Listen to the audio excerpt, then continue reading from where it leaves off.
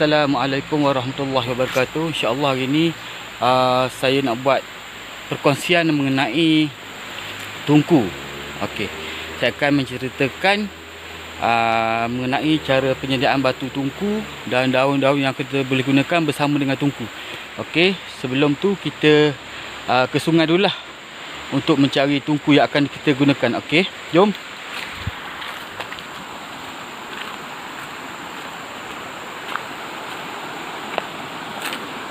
Biasanya batu tungku ni ada tapak tepi-tepi sungai, dalam-dalam sungai.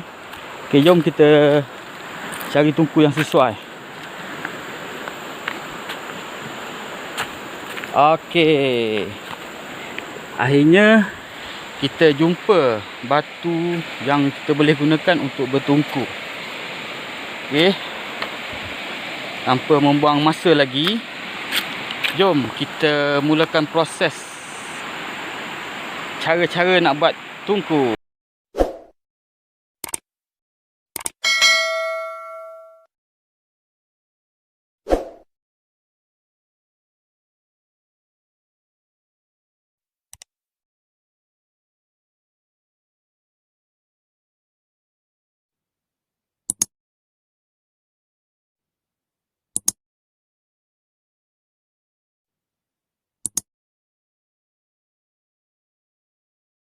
Okey, sekarang kita akan mulakanlah macam mana cara untuk buat tungku.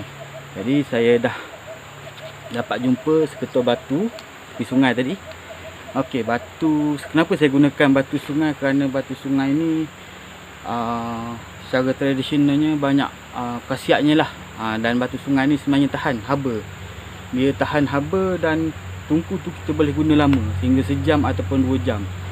Okey, bila kita proses pertama sebelum kita nak gunakan batu yang kita gunakan untuk buat tungku, ialah kita ambil batu daripada sungai, dan kalau batu tu kering kita guna proses yang sama. Kalau batu basah pun kita guna proses yang sama. Kita jemurkan di bawah cahaya matahari selama 2 hari hingga 3 hari. Tujuannya adalah kita nak keringkan kawasan luar dan kawasan dalam tungku tu. Fungsinya adalah untuk batu tu lebih lama menyimpan haba, dan kita boleh gunakan selama beberapa jam. Dan kalau kita tak jemur, biasanya sekejap dia akan sejuk lah. Okey, tanpa buang masa lagi, saya akan ke seterusnya, ialah bila kita dah jemur tungku tu selama 2 hingga 3 hari, okey, kita nak panaskan di atas dapur. Okey, kita nak panaskan di atas dapur tu, kita panaskan di bahagian bawah. Kita letak macam ni. Okey, kita rasa dah cukup panas. Kita panaskan selama mungkin 10 minit ke 15 minit. Kita tengok. Kalau dah terlalu panas, kita biarkan sekejap. Okey, barulah kita ambil. Kita pegang bahagian atas ni, gunakan kain apa semua. Tapi jangan kita panaskan semua macam ni. Kita panaskan macam ni. Kita panaskan kawasan yang kita akan gunakan untuk tungku. Contohnya saya nak gunakan kawasan bawah ni. Okey, saya panaskan bawah ni selama mungkin 15 minit ke 10 minit. Okey, seterusnya saya nak ceritalah daun-daun yang akan kita gunakan untuk proses bertungku. Okey, untuk proses bertungku ni saya gunakan daun. Kita boleh gunakan daun lengkuas. Ini daun lengkuas, daun pandan, daun kunyit, dan juga daun sirih. Daun sirih. Okey, caranya sangat senang. Kita nak buat tungku. Daun-daun ni kita boleh gunakan sekaligus. Maksudnya kita campur daun-daun ni, kita susun di atas tungku yang kita letak nanti. Daun sirih, daun kunyit,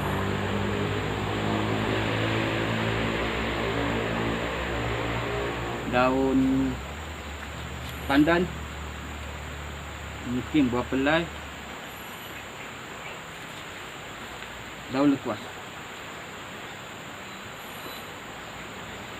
Kita letakkan tungku di sini. Kawasan yang panas kita letak bawah, yang sejuk kita letak di atas, dan kita bungkus. Kita bungkus. Tapi hari ni saya nak share, saya nak guna satu daun saja. Sebenarnya kalau setengah orang tu dia suka gunakan satu daun, dan mungkin hari ni dia guna daun ni, esok dia guna daun ni, lusa dia guna daun ni, supaya kita dapat merasai lah perbezaan khasiat herba tu sendiri. Kalau kita nak campur pun tak ada masalah. Kalau saya suka gunakan daun sirih. Daun sirih untuk menjadi lengkap kepada tungku kita tu. Okey, bila kita gunakan daun sirih, masa kita bertungku nanti kita akan dapat rasalah aroma daripada daun sirih. Kalau untuk yang paling okey lah, saya rasa kalau untuk bau kita gunakan daun kunyit. Kerana daun kunyit ni aroma dia sangat cantik. Tapi kalau untuk masalah urat, angin, saya lebih suka gunakan daun sirih. Okey, kita susun macam ni kedudukan daun tu. Okey, sebelum kita buat tungku ni, saya nak kongsi sikit lagi. Daun yang kita ambil daripada pokok tu, semua tu kita ambil, kita mestilah basuh dengan air garam dulu. Kita basuh dengan air garam dulu, kita lap gunakan kain sehingga kering lah. Kenapa kita gunakan air garam? Kerana kita tak tahu, mungkin ada ulat bulu ataupun apa yang ada lalat ke, ada ulat ke yang ada kat daun-daun tu, yang boleh menyebabkan gatal. Bila kita pegang kita rasa gatal. Jadi bila kita gunakan air garam tu, kita dapat mematikanlah gatal daripada ulat bulu tu. Okey, teruskan dengan membalut tungku. Okey, tadi kita dah bakar, kita letak sini. Daun ni kita boleh gunakan lah kain yang sesuai lah untuk bertungku.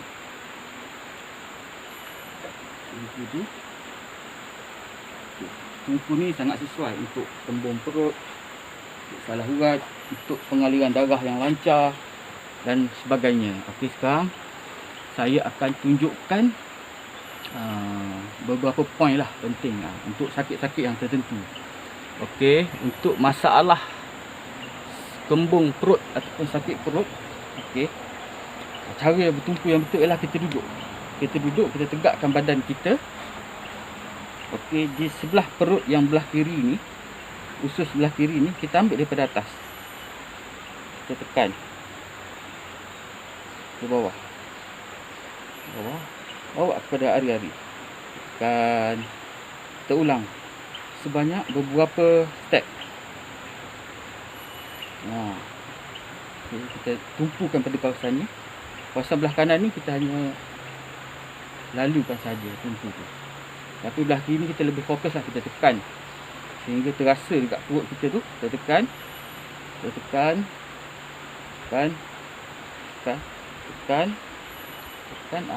okey. Ini adalah satu poin untuk mereka yang ada masalah kembung perut ataupun rasa tak selesa perut lah. InsyaAllah kita akan sedawa ataupun saya cakap akan kentut lah. Bila kalau ada angin ke dalam perut, kita fokus. Macam itulah saja untuk poin sakit perut. Tapi untuk tangan kebas pula macam ni. Contohnya saya andaikan tangan kiri saya ni kebas, saya gunakan poin di sini. Saya letak tangan di sini, poin di bawah lipatan dalam ni. Kita tumpu di sini. Kita letak berapa minit, bawa ke bawah. Sampai di sini. Sing. Atas. Bawah. Ini kita lamakan sikit. Kawasan ni kita lamakan sikit. Kita pegang tungku ni. Kita pegang. Ulang balik daripada sini ke bawah.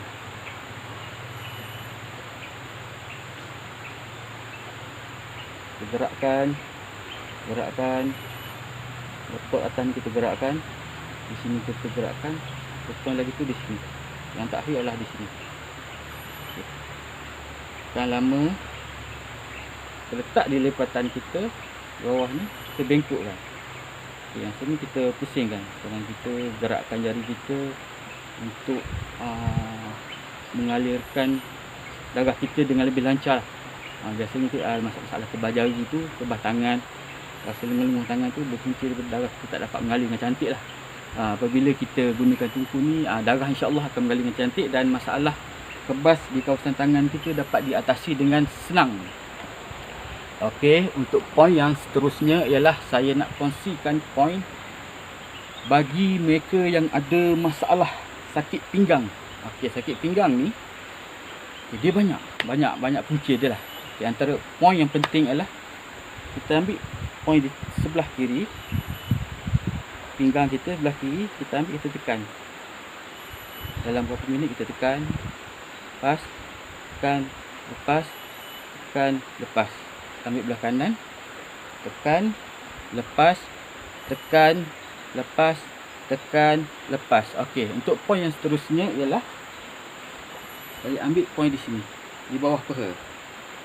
Okey, di bawah peha, atas sedikit pada lutut, kita letak tungku macam ni. Letakkan, naik ke atas, naik ke atas, naik ke atas sampailah di antara pinggul dan peha kita tu. Kita tekan di situ lama, sampailah ke punggung kita duduk sebelah kanan kita duduk. Okay, belah kiri pun kita buat poin yang sama. Naik ke atas, tekan 20 minit, naik ke atas, antara pinggul dan peha ni kita lamakan sikit. So, kita duduk di atas tungku kita ni. Okey, step yang seterusnya ialah di kawasan pinggang. Di sini tak. Okey. Di belakang kita tu ada dua otot. Di tengah-tengah tu adalah tulang belakang. Jadi kita fokuskan pada otot-otot kawasan tu. Kita lembutkan, kita alihkan tungku di kawasan tu. Atas ke bawah ya. Kiri dan kanan, atas ke bawah. Kan. Kalau kita nak tidur pun boleh, kita nak duduk pun boleh. Tapi saya lebih suka cara duduk lah. Okay. Ini untuk masalah sakit pinggang. Dan di tengah-tengah tu, tulang sulbi kita tu, kita sandarkan sikit. Ini berapa minit, tekan. Tapi tekanan kita janganlah terlalu kuat lah. Kata kita sekadar nak ambil rasa tungku tu lah, untuk mengalirkan pengaliran darah. Bila darah kita dah mengalir dengan cantik, dan tungku ni fungsi lainnya adalah untuk melembutkan juga otot-otot yang tegang. Jadi bila kita gunakan tungku ni, kita secara tak langsung pengaliran darah kita cantik dan masalah otot kita yang tegang dapat kita kurangkan dan teriliskan otot kita, dan seterusnya pinggang kita tidak akan rasa sakit lagi. Okey. Untuk mereka yang ada gout, saya tidak sarankanlah untuk menggunakan tungku ni, kerana tungku ni akan melancarkan pengaliran darah. Dan seterusnya saya dapat nasihat daripada beberapa guru-guru dalam bidang urutan ni, kita cakap takut asid urik bagi yang ada gout ni, takut dia lancar, dia akan pergi ke tempat lain dan akan semakin serius. Okey, untuk seterusnya saya akan kongsikan untuk part 2. Okey, ini satu video saya akan buat, lagi satu video lagi tu saya akan kongsikan pula macam mana cara bertungku bagi orang yang ada penyakit stroke. Okey, kita rehat dulu beberapa minit sebelum kita teruskan video yang kedua, iaitu video poin-poin yang penting untuk mereka yang ada masalah stroke.